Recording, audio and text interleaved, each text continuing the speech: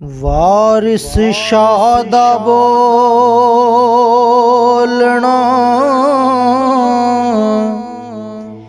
ਭੇਦ ਅੰਦਰ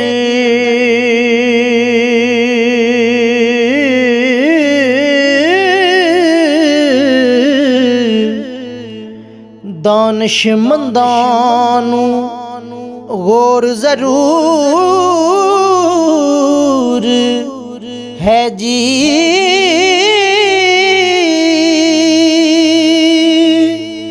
रांझे आखिया आखां बैठ ही रे हो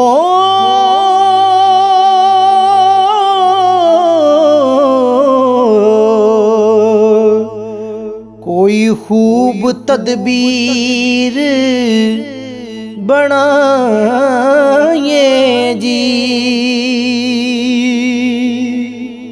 अरे माते बाप दिलगीर होंदे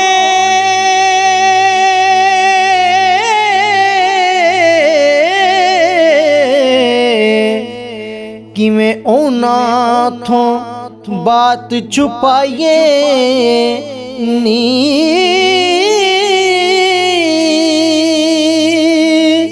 निठी नैण नू सदके बात गिनिए हो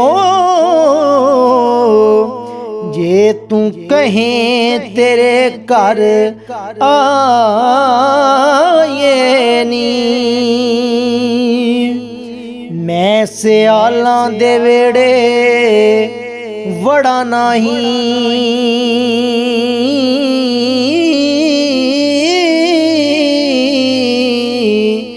साथे हीर नू नित पहुंचाइए नी। दिन रात तेरे घर मेल साडा हो साडे सिरे एहसान चढ़ाए नी। हीर पंज मेरा हाथ दिते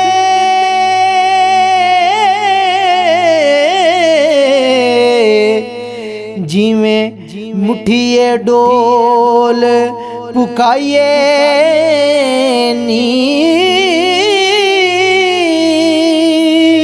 कुड़ियां नाल ना खोलना बेत मुए हो सब्बा ज्यों दे विच लुकाए नी। वारिस शाह छुपाइए खल्क कोलों भावें अपना ही गुड़ खाए नी।